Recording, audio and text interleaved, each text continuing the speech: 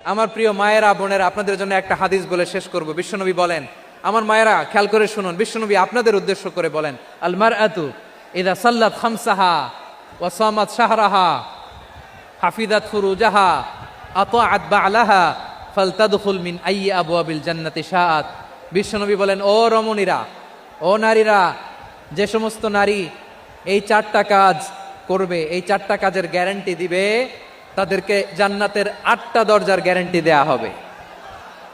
কি চারটা কাজ? 1 নম্বর, আল মারআতু ইযা সাল্লাত খামসাহা, যে নারী 5 ওয়াক্ত নামাজ পড়ে। কি করে? জেলা স্টেডিয়ামে অবস্থানরত আমার নারীরা বোনেরা, বিশ্বনবী আপনাদেরকে 4টা কাজের কথা বলেছেন, খুব বেশি না। 4টা করলে 8 জান্নাতের দরজা সব খোলা। কোনটা দিয়ে যাবেন? যেটা দিয়ে মনে চায়। 1 নম্বর 5 ওয়াক্ত নামাজ। আমার বোনেরা জোহরের নামাজ পড়তে পড়তে এটা আসরে নিয়ে যায়, আসর পড়তে পড়তে এটা মাগরিবে নিয়ে যায়। এরকম আসরা নাই? লালমনিরহাটে হয়তো নাই। আমার বোনেরা এটা করবেন না। ইন্নাস সালাতা কানাত আলাল মুমিনিনা কিতাবাম মাওকুতা, সময় মতো পড়বেন। সামাত শাহরা, রমাদানের রোজাগুলো রাখবেন। হাফিজাত ফুরুজাহা, যে নারী তার চরিত্রকে হেফাজত করে, তার প্রাইভেট হেফাজত করে, তার লজ্জাস্থান হেফাজত করে। ও মায়েরা, আপনার এই গর্ভ যে কত দামি আপনি জানেন না। আপনার এই গর্ভ থেকে জন্মাবে আগামীর সালাহুদ্দিন আল আইয়ুবী। আপনার গর্ভ থেকেই জন্মাবে ইমাম আল মাহদি আল মুনতাজার। আপনার পেট থেকে জন্মাবে আবু সাইদের মতো বীর সৈনিক। আপনার পেট থেকে জন্মাবে মুগ্ধের মতো বীর মুজাহিদ। আপনি জানেন না কে আসবে আপনার পেট থেকে। সময়টাকে কাজে লাগান, ইসলামকে বুঝেন, মানেন, আমাদের ইসলামিক লেকচারগুলো শোনেন। আমরা যে বার্তাগুলো, ইনস্ট্রাকশনগুলো, দিক নির্দেশনাগুলো আপনাদের খেদমতে রাখি, এগুলো মেনে চলুন। আপনিই পারেন আপনার ঘরটাকে জান্নাতের টুকরা বানাতে। একটা family, it's a very big institution and you are the MD, the managing director of this institution. চিল্লায় বলেন ঠিক কিনা? চাইলেই পারেন ঘরটারে জান্নাতের টুকরা বানাতে। 5 ওয়াক্ত সালাত, রমাদানের রোজা, নিজের চরিত্রের হেফাজত, ও আতাআত বা'লাহা, স্বামীর আনুগত্য। এটাতে অনেকে ভুল করে থাকে। হায় রে আমার বোনেরা, স্বামীর আনুগত্যকে এটা নিজের অপমান মনে করবেন না। আপনার স্বামী আপনার সবচেয়ে বড় গার্ডিয়ান, তিনি আপনার সবচেয়ে ভালো চায়।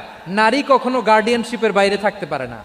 হয় আপনি বাবার গার্ডিয়ানশিপের ভেতরে, বাপ না থাকলে ভাই আপনার গার্ডিয়ান, ভাই না থাকলে চাচা গার্ডিয়ান, বিয়ের পরে আপনার স্বামী আপনার গার্ডিয়ান। শরিয়া সম্মত স্বামীর আদেশগুলো আপনি মেনে চলবেন, কিন্তু শরিয়া বিরুদ্ধ কোনো আদেশ মানতে আপনি বাধ্য নয়। আওয়াজ করে বলুন সবাই ঠিক কিনা? এই 4টা কাজ যদি কোনো নারী করে, বিশ্বনবী বলেন জান্নাতের 8টা দরজা খোলা। তোমার যেটা দিয়ে মনে চায় সেটা দিয়ে জান্নাতে তুমি এন্ট্রি নিতে পারবা। বিশ্বনবী সাল্লাল্লাহু আলাইহি ওয়াসাল্লামের স্ত্রীর নাম ছিল আয়েশা রাদিয়াল্লাহু তাআলা আনহা, আবু বকর রাদিয়াল্লাহু তাআলা আনহুর মেয়ে। আবু বকর রাদিয়াল্লাহু তাআলা আনহুর আরেক মেয়ের নাম হচ্ছে আসমা। দুজনই আবু বকর রাদিয়াল্লাহু তাআলা আনহুর মেয়ে। আসমা আর আয়েশা দুজন বোন, এক মায়ের না, বাবা এক, মা দুজন। আয়েশা রাদিয়াল্লাহু তাআলা আনহার মায়ের নাম উম্মে রুমান, আর আসমা রাদিয়াল্লাহু তাআলা আনহার মায়ের নাম কুতাইলা বিনতে আব্দুল উজ্জা। আবু বকর রাদিয়াল্লাহু তাআলা আনহু 4টা বিয়ে করেছিলেন। তো একই ঘটনা ঘটেছে এই ফ্যামিলিতে। আসমা ইসলাম ধর্ম গ্রহণ করে মুসলিমা, কিন্তু তার মা কুতাইলা মুশরিকা। আই রিপিট, বোঝার জন্য আমি আবারও বলি, আসমা রাদিয়াল্লাহু তাআলা আনহা মুসলিমা, আর আসমার মা কুতাইলা মুশরিকা। তার মানে মেয়ে মুসলিম, মা অমুসলিম। ভেজাল আছে না নাই? কিন্তু কুতাইলা আর ধৈর্য ধারণ করতে পারে না। নার ছেড়া ধন, কলিজার টুকরা ধন, কলিজার টুকরা সন্তান। আসমারে দেখতে বড্ড মন চায়। সাইয়েদনা আসমা রাদিয়াল্লাহু তাআলা আনহা মক্কা থেকে হিজরত করে মদিনায় চলে গেলেন হুদাইবিয়ার পর।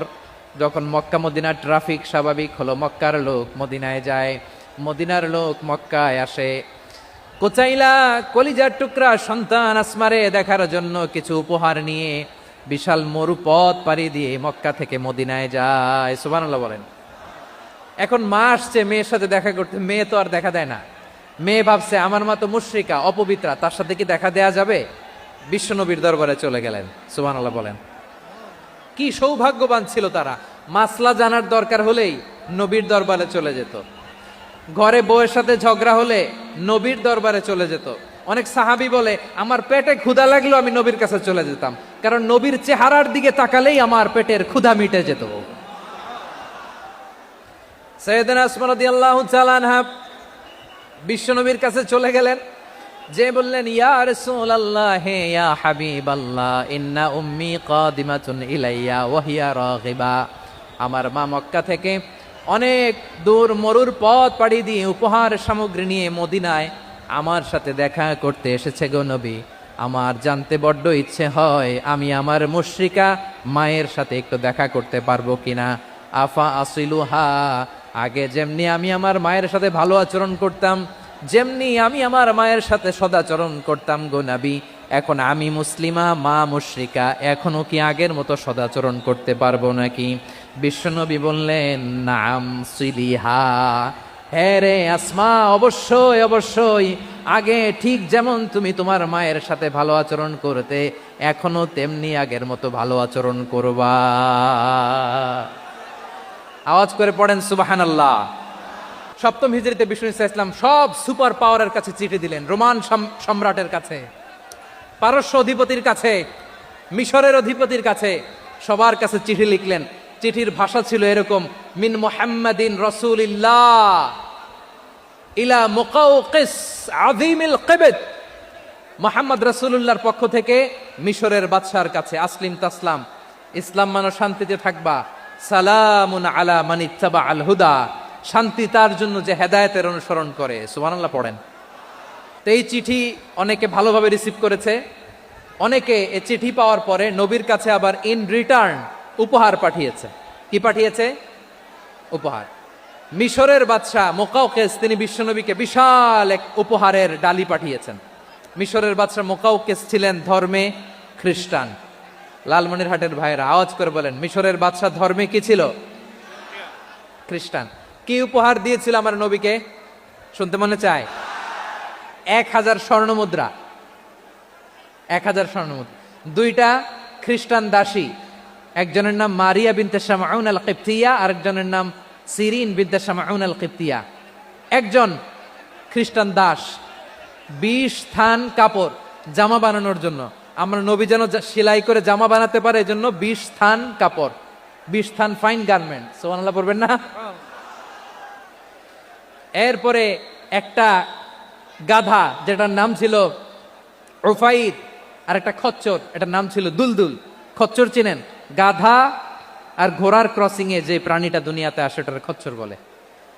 তো এই যে সুপার পাওয়ার খ্রিস্টান বাদশার কাছে নবী চিঠি লিখলেন, ওই খ্রিস্টান বাদশাহ আমার নবীকে উপহার দিল। বিশ্বনবী এই উপহারগুলো সানন্দে গ্রহণ করেছে। সুবহানাল্লাহ পড়বেন না? তাহলে অমুসলিম কেউ যদি আপনাকে উপহার দেয়, হালাল উপহার হলে আপনি গ্রহণ করতে পারবেন। অনুরূপভাবে পারস্যের বাদশাহ, রোম সম্রাট বিশ্বনবীকে উপহার পাঠিয়েছেন, আমার নবী সবগুলো উপহার গিফট গ্রহণ করেছেন। সুবহানাল্লাহ বলেন। তাহলে প্রিয় লালমনিরহাট, আওয়াজ করে বলুন, ইসলাম কি ন্যারো মাইন্ডেড রিলিজিয়ন না ব্রড মাইন্ডেড? আম্মাজান আয়েশার কাছে মাসালা জানতে চায় মেয়েরা, হে আম্মাজান, অগ্নি উপাসকেরা তাদের ঈদের দিন নওরোজের সময় আমাদেরকে পাখি দেয়, নেওয়া যাবে? উনি বললেন, ওরা জবাই করে দিলে নেওয়া যাবে না, কিন্তু ওরা যদি ফলমূল এরকম খাবার দেয় এগুলো নেওয়া যাবে। তার মানে অমুসলিমদের দেয়া উপহার এটা গ্রহণ করা যায়। সুবহানাল্লাহ বলেন।